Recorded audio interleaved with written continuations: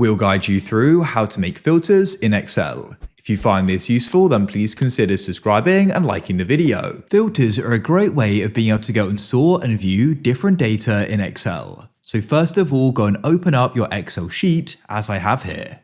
So in this case, I want to be able to go and filter it so I can go and see who's gone and passed the exam and who's gone and failed. But of course, yours will be different. It doesn't matter. That's just the example. So to go and do this, what you need to do is go and click and hold the headings like so. So go and select them. Now what you need to do is go to the top of Excel and go and select data. And in data, come over to the right into the sort and filter section. And in here, you should see the option for filter. Go and click on it. You're going to notice in the bottom right of each cell where the heading is, we've now got an arrow. So what you can do is go and click on the arrow and you can then go and choose what you want to filter. So in this case, I'm just going to go and filter for no, who they say they didn't pass, they failed. Press OK, and I can then just go and see them there. It's that simple.